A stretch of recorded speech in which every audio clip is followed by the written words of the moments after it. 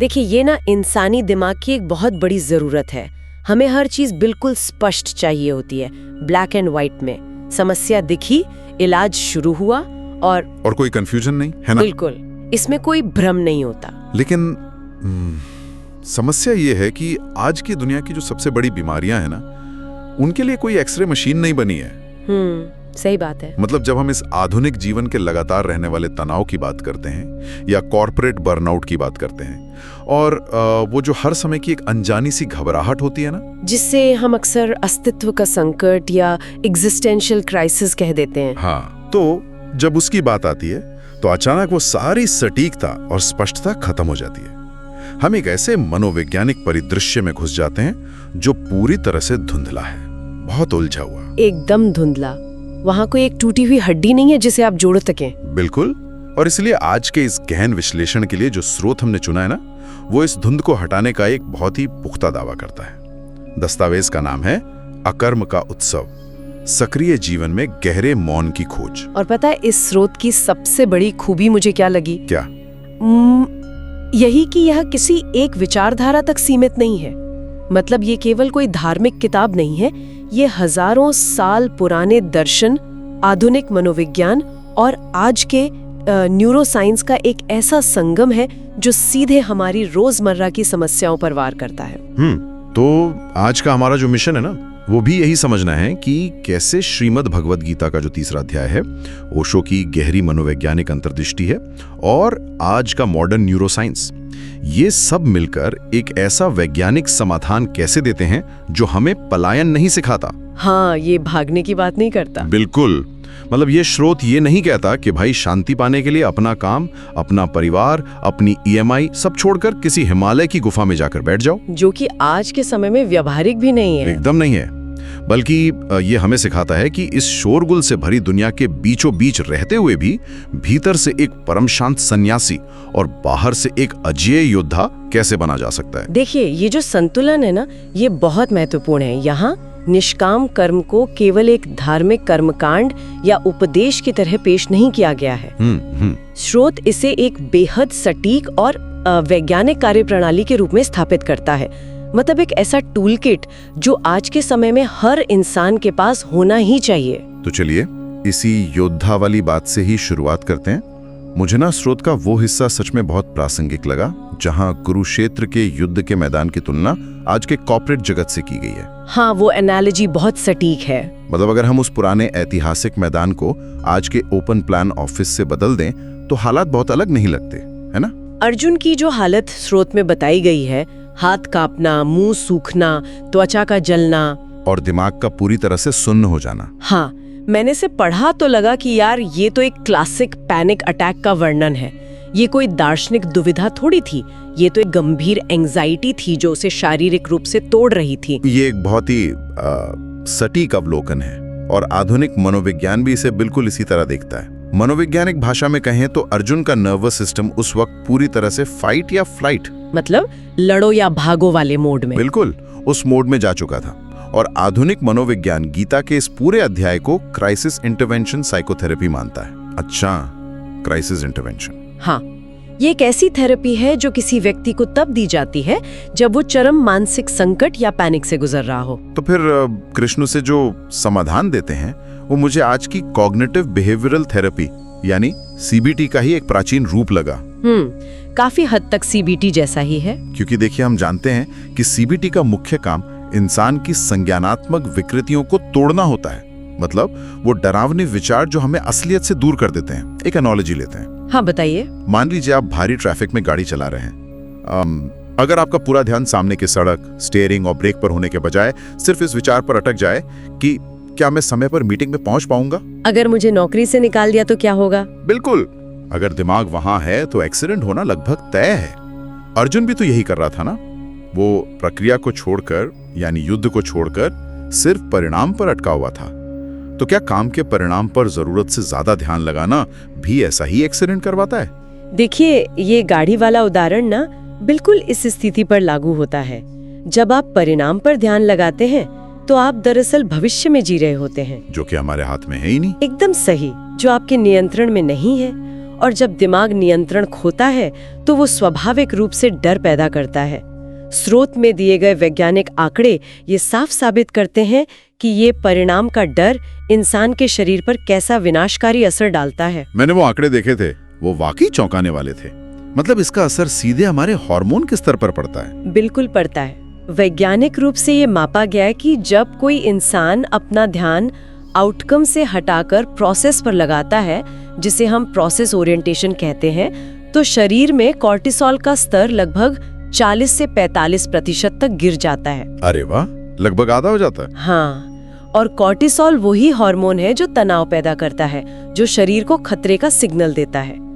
और जब कॉर्टिसोल गिरता है ना, तो दिमाग की कार्यक्षमता अपने आप बढ़ जाती है। तो इसका सीधा असर हमारे काम पर भी दिखता होगा। बिल्कुल। स्रोत के अनुसार ऐसा करने से काम से मिलने वाली संतुष्टि में 60% का उछाल आता है और एकाग्रता 32% तक बढ़ जाती है। मतलब अगर मैं किसी प्रोजेक्ट के फेल होने के डर से बाहर आ जाऊं और सिर्फ अपनी कोडिंग या अपनी प्रेजेंटेशन डिजाइन करने पर ध्यान दूं, तो मेरा शरीर उस प्रोजेक्ट को किसी जानलेवा हमले की तरह देखना बंद कर देगा। ठीक यही होता है।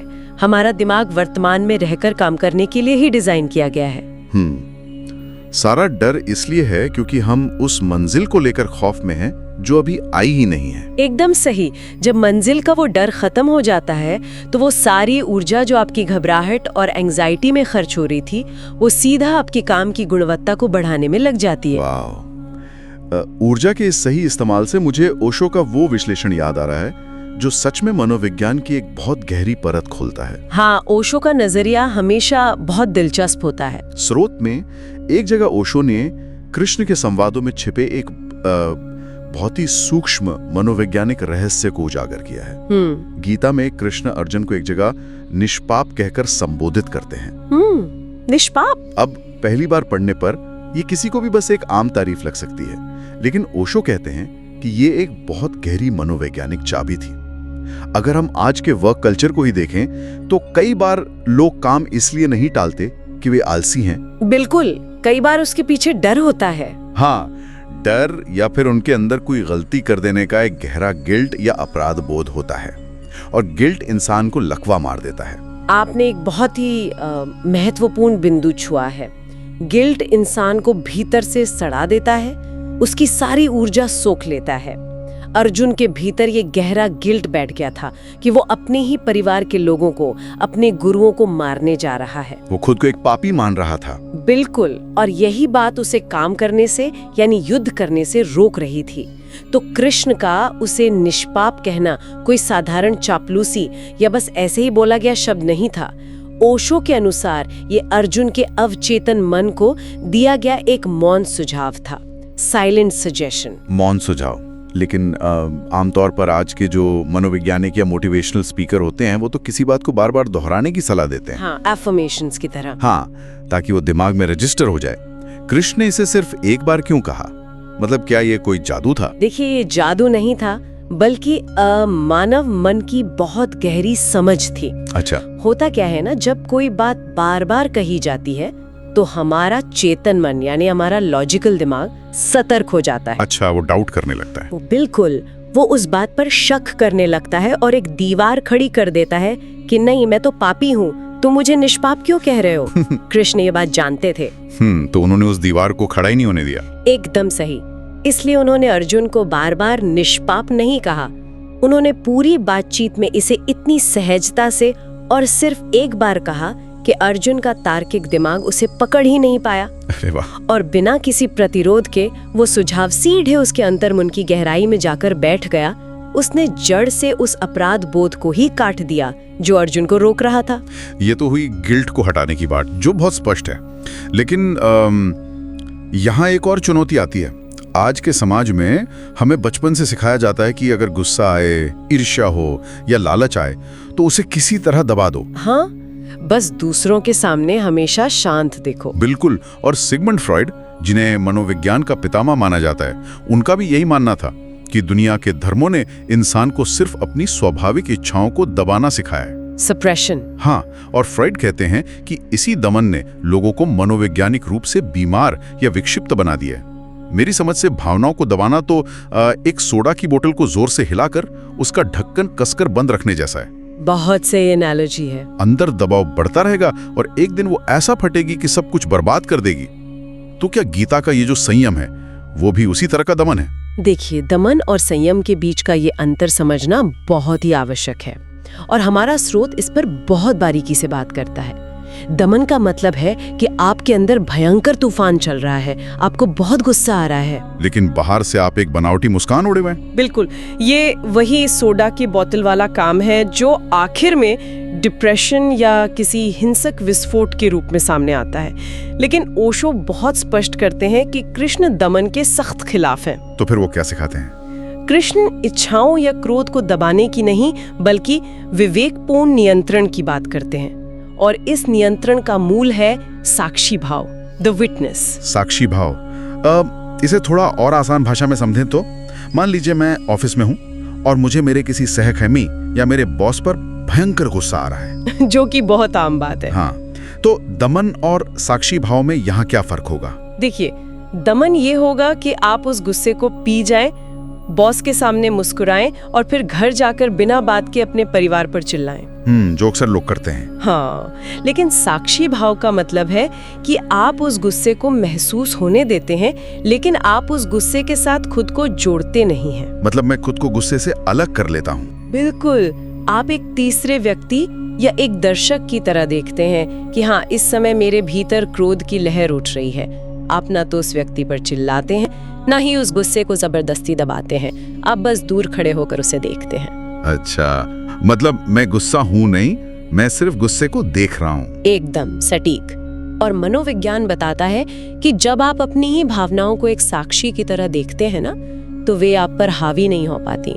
वे पानी के बुलबुले या आसमान के बादलों की तरह आती हैं और खुद ही शांत होकर निकल जाती हैं। यही असली संयम है जो आपको मानसिक रूप से बीमार नहीं होने देता। यार, ये तो हुई मनोविज्ञान की बात, जिसे हम इंसान का सॉफ्टवेयर कह सकते हैं। लेकिन मैं हमेशा से इस बात को लेकर उलझन में रहता हूँ कि क्या इस निष्काम कर्म या अकर्म का हमारे शरीर की भौतिक बनावट या यूनिवर्स के नियमों से भी कोई वास्ता है? मतलब आप हार्डवेयर की बात कर रहे हैं? हाँ, क्या ये सिर्फ एक दिमागी खेल है या इसके पीछे कोई ठोस विज्ञान है? स्रोत में ओशो ने इस अकर्म को समझाते हुए एक कमाल का उदाहरण दिया है। अच्छा। हाँ, वो छत के पंखे वाला उदाहरण। जी। उन्होंने कहा है कि जब हम छत के पंखे का स्विच बंद कर देते हैं तो बिजली तो कट जाती है, लेकिन पंखा तुरंत नहीं रुकता। बिल्कुल, वो कुछ देर तक घूमता रहता है। हाँ, अपनी पुरानी गति या मोमेंटम के कारण। ओशो कहते हैं कि ज्ञानी इंसान का कर्म भी ऐसा ही है। वो काम कर रहा है, लेकिन अंदर कोई अहंकार नहीं है, काम करने का कोई व्यक्तिगत घमंड नहीं है। लेकिन यहाँ मेरा सवाल ये है कि अगर विज्ञान की दृष्टि से देखें तो कोई व्यक्ति ये भी कह सकता है कि भाई मैं तो कुछ करूंगा ही नहीं, मैं बिल्कुल निष्क्रिय हो जाऊंगा। क्या इंसान का पूरी तरह निष्क्रिय हो जाना विज्ञान की नजर में खतरनाक है? देखिए, इसे समझने के लिए हमें भौतिकी के ऊष्मप्रवैगिकी यानी थर्मोडायनामिक्स के सिद्धांत की ओर मुड़ना होगा। अच्छा, फिजिक्स। हाँ, भौतिकी में एक बहुत प्रसिद्ध नियम है जिसे एंट्रोपी कहते हैं। इसका सीधा सा अर्थ ये है कि इस ब्रह्मांड में हर चीज प्राकृतिक रूप से अव्यवस्था या केओस की तरफ बढ़ रही है। जैसे अगर मैं अपनी ईमेल इनबॉक्स को या अपने कमरे को कुछ दिन मैनेज न करूं, तो वो अपने आप एक डरावना रूप ले लेता है। बिल्कुल, उसे व्यवस्थित रखने के लिए आपको लगातार उसमें ऊर्जा डालनी पड़ती है। सही बात है। एकदम सही। तो अगर किसी भी सिस्टम में बाहर से सक्रिय रूप से ऊर्जा नहीं डाली जाएगी तो वो सिस्टम अपने आप बिखरने लगेगा। इसलिए कुछ ना करना या कर्म से पूरी तरह भाग जाना कोई शांति नहीं है, वो सीधे तौर पर अव्यवस्था और विनाश को जन्म देता है। मतलब निष्क्रियता कोई समाधान नहीं है? बिल्कुल नहीं। इसके विपरीत जो कर्म योग है वो भौतिकी के ऊर्जा संरक्षण यानी law of conservation of energy के नियम की तरह काम करता है। वो कैसे? किसी कुंठा, तनाव या जिसे पुराने ग्रंथों में कर्मास्पद कहा गया है उसके रूप में फंसी नहीं रहती, और फंसी हुई ऊर्जा ही इंसान को बीमार करती है। और ये फंसी हुई ऊर्जा ही शायद वो है जिसे आज की भाषा में हम बर्नआउट कहते हैं। बिल्कुल वही बर्नआउट है। लेकिन क्या इस सब का हमारे असली भौतिक दिमाग पर कोई असर दिखता है? मतलब क्या आधुनिक न्यूरोसाइंस के पास कोई ऐसा प्रमाण है कोई fMRI स्कैन है जो ये साबित कर सके कि इस निष्काम कर्म से सच में दिमाग बदलता है? हाँ बिल्कुल है। ये कोई हवाई दार्शनिक बातें नहीं है। आधुनिक fMRI स्कैन अध्ययनों से ये पूरी तरह साबित हो चुका है कि जो लोग इस तरह के साक्षी भाव और कर्मयोग का पालन करते हैं उनके दिमाग की भौतिक संरचना में बदलाव आते हैं। सच में? हाँ, और सबसे बड़ा बदलाव उनके दिमाग के प्रीफ्रंटल कॉर्टेक्स में देखा गया है। हाँ, ये दिमाग का कौन सा हिस्सा होता है? ये हिस्सा हमारे माथे के ठीक पीछे होता है और ये तार्किक निर्णय लेने, ध्यान केंद्रित करने और हमारी भावनाओं को संतुलित करने का मुख्य केंद्र है। ओके। स्कैन दिखाते हैं कि लगातार इस अभ्यास से वहाँ ग्रे मैटर बढ़ जाता है, मतलब दिमाग की प्रोसेसिंग पावर बढ़ जाती है। अरे वाह। और इसके अलावा हमारे दिमाग का वो हिस्सा जो हमें हर छोटी बात पर डराता है और तनाव बढ़ाता है, जिसे एमिगडाला कहते हैं, उसकी अति संवेदनशीलता कम हो जाती है और उसका आकार सिकुड़ जाता है। मतलब खतरे का अलार्म बेवजह बजना बंद हो जाता है। बिल्कुल। तो इसका मतलब दिमाग सचमुच शांत और ज्यादा सक्षम हो रहा है। वो अब ऑफिस के हर ईमेल को शेर के हमले की तरह नहीं देखता। हाँ, बिल्कुल ऐसा ही है। और इसमें सबसे अद्भुत बात यह है कि इस प्रक्रिया में एंटीरियर सिंगुलेट कॉर्टेक्स नाम का एक हिस्सा अधिक सक्रिय हो जाता है। इसका क्या काम है? ये हिस्सा हमारी सहानुभूति या एम्पैथी को कंट्रोल करता है, दूसरों के साथ जुड़ने और उनकी तकलीफ समझने की क्षमता। गीता में जिसे लोक संग्रह कहा गया है ना, यानी समाज का कल्याण और बिना स्वार्थ के दूसरों की भलाई, ये उसका एक पक्का वैज्ञानिक और न्यूरोलॉजिकल आधार है। जब आप अपने अहंकार से बाहर आते हैं तो आपका दिमाग प्राकृतिक रूप से दूसरों के भले के बारे में सोचने लगता है। यार, ये सच में एक बहुत बड़ा आहा मोमेंट है। मतलब अगर दिमाग इस तरह से बदल सकता है तो मुझे लगता है कि आज के समाज में इसकी सबसे ज्यादा जरूरत है। बिल्कुल है। क्योंकि अगर मैं आज की सबसे बड़ी चुनौती की बात करूं तो वो है हमारी डिजिटल व्याकुलता। आज हर किसी के हाथ में एक स्क्रीन है। हम सोशल मीडिया पर लगातार दूसरों की चमकती हुई फिल्टर लगी जिंदगी देखते हैं और अनजाने में उनके जैसा बनने की एक अंधी दौड़ में शामिल हो जाते हैं। बिल्कुल। स्रोत में इसके लिए एक बहुत ही कड़ा शब्द इस्तेमाल हुआ है, स्वधर्म बनाम परधर्म, और कहा गया है कि परधर्म भयावह है। ये बात आज के इस लिंक्डइन और इंस्टाग्राम वाले दौर में कैसे लागू होती है? देखिए, ये आज के समाज का सबसे गहरा संकट है। स्वधर्म का सीधा सा अर्थ है आपकी विशिष्टता, आपका मौलिक स्वभाव और आपका अपना प्राकृतिक टैलेंट। यह ब्रह्मांड कभी भी खुद को दोहराता नहीं है। हर इंसान का अपना एक अनूठा प्रिंट है। जब कोई इंसान अपनी उस मौलिकता का सम्मान नहीं करता और इंटरनेट पर किसी और की सफलता देखकर बस उसकी नकल करने लगता है, जिसे परधर्म कहा गया है, हाँ, तो वो अपने ही अस्तित्व के खिलाफ जंग छेड़ देता है। किसी और के सांचे में खुद को जबरदस्ती फिट करने की ये कोशिश ही हमारे दुखों और हमारे तनाव की असली जड़ है। मुझे ये बात ना मैनेजमेंट और आधुनिक कॉर्पोरेट दुनिया से भी सीधे जुड़ती हुई दिखती है। मैंने स्रोत में एक नया कॉन्सेप्ट पढ़ा जो बहुत दिलचस्प लगा, विजडम वर्कर मॉडल और HR 5.0। हाँ, ये एक बहुत प्रोग्रेसिव सोच है। ऐसा लगता है जैसे कंपनियों को अब ये समझ आ रहा है कि अगर कर्मचारियों को सिर्फ एक पुर्जा या मशीन मानकर काम कराया गया तो वे बहुत जल्दी टूट जाएंगे। तो क्या ये HR 5.0 इसी स्वधर्म और कर्म योग को ऑफिस में लागू करने का एक तरीका है? आपने बिल्कुल सही जोड़ा है। पुराने HR मॉडल इंसानों को सिर्फ संसाधन मानते थे जिन्हें बस निचोड़ लेना चाहिए, लेकिन HR 5.0 का पूरा ढांचा इस बात पर खड़ा है कि इंसान एक विजडम वर्कर है। मतलब काम सिर्फ एक व्यावसायिक लेन देन नहीं है। एकदम सही।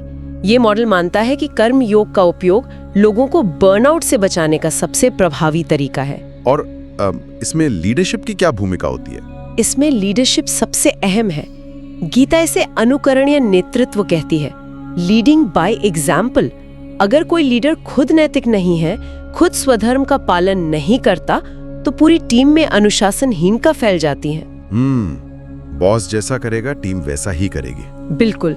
और इसके अलावा ये model corporate social responsibility CSR को देखने का नजरिया भी बदलता है। हाँ, क्योंकि आज के समय में तो CSR अक्सर सिर्फ एक टैक्स बचाने का जरिया या एक PR स्टंट सा लगता है। यही स्रोत का सबसे बड़ा प्रहार है। गीता के नजरिए से समाज को वापस देना कोई कानूनी खाना पूर्ति नहीं है, वो एक यज्ञ है। यज्ञ? हाँ, यज्ञ का मतलब सिर्फ आग में आहुति देना नहीं है, बल्कि ब्रह्मांड के इस सहयोग और अर्पण के चक्र का हिस्सा बनना है। स्रोत एक जगह बहुत स्पष्ट और तीखे शब्दों में कहता है कि इस विशाल इकोसिस्टम में जो व्यक्ति सिर्फ संसाधनों का उपभोग करता है, दूसरों की मेहनत से फायदा उठाता है और बदले में समाज को कुछ योगदान नहीं देता, वो इंसान सीधे शब्दों में चोर है। जो केवल लेता है और देता नहीं, वो चोर है। वाओ, ये बात सच में दिमाग में गूंजने वाली है।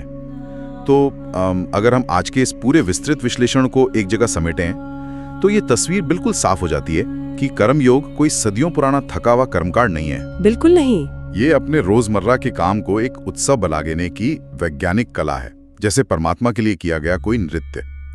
स्रोत के अंत में जो 10 सूत्रीय मार्गदर्शिका दी गई है, उसका मूल तत्व भी यही है ना? हाँ, अपने अहंकार को बीच से हटाना। बिल्कुल। मैं कर रहा हूं कि भ्रम को तोड़ना और अपना पूरा ध्यान सिर्फ प्रक्रिया पर लगाना। जब आउटकम का डर खत्म हो जाता है तो ये साधारण सी भागदौड़ भी एक लगातार चलने वाला उत्सव बन सकती है। एकदम सही। जब कर्ता का भाव नहीं रहता, तभी सबसे उत्तम कर्म घटित होता है। और इस चर्चा को खत्म करने से पहले मैं एक विचार छोड़ना चाहूंगी जो इस पूरे ब्रह्मांडीय यज्ञ और अकर्म के सिद्धांत से जुड़ा है। हाँ, बताइए। देखिए, गीता कहती है कि जो इस योगदान के चक्र में शामिल नहीं होता वो चोर है। अब आज के तकनीकी युग के बारे में सोचिए। हम अपनी सुविधा के नाम पर अपने काम, अपने निर्णय और अपनी सक्रियता बहुत तेजी से आर्टिफिशियल इंटेलिजेंस यानी एआई को सौंपते जा रहे हैं। एक ऐसी मशीन जिसके पास कोई अपनी चेतना नहीं है, कोई साक्षी भाव नहीं है। ये तो एक बहुत ही अलग और गहरा मोड़ है। तो सवाल ये है कि क्या ऐसा करके हम अनजाने में ब्रह्मांड के उस यज्ञ से खुद को बाहर तो नहीं निकाल रहे हैं? क्या अपनी सक्रियता और अपने हिस्से का कर्म इन मशीनों के हवाले करके हम समाज में एक नई तरह की एंट्रोपी, एक भयंकर अव्यवस्था को जन्म नहीं दे रहे हैं? मुझे लगता है ये एक ऐसा सवाल है जिस पर गंभीरता से विचार किया जाना चाहिए। वाकई ये एक ऐसा विचार है जो लंबे समय तक दिमाग में गूंजता रहेगा। मतलब हमने शुरुआत एक एक्सरे मशीन की एनालॉजी से की थी और देखा कि कैसे इंसान का दिमाग इतना सरल नहीं है जिसे किसी मशीन से नापा जा सके। बिल्कुल। और अब अंत में हम फिर से मशीनों की ही बात कर रहे हैं कि कैसे उन पर बहुत ज्यादा निर्भरता हमें हमारे ही कर्म और हमारे इंसान होने के मूल उद्देश्य से दूर कर सकती है। सही बात है। शायद इसीलिए बाहर की किसी भी तकनीक पर निर्भर होने से पहले अपने खुद के भीतर झांकना और अपने अकर्म को खोजना सबसे ज्यादा जरूरी है। ये सफर सचमुच बहुत सी आंखें खोलने वाला रहा। उम्मीद है कि यह गहन विश्लेषण चीजों को देखने का एक बिल्कुल नया और स्पष्ट नजरिया देता है।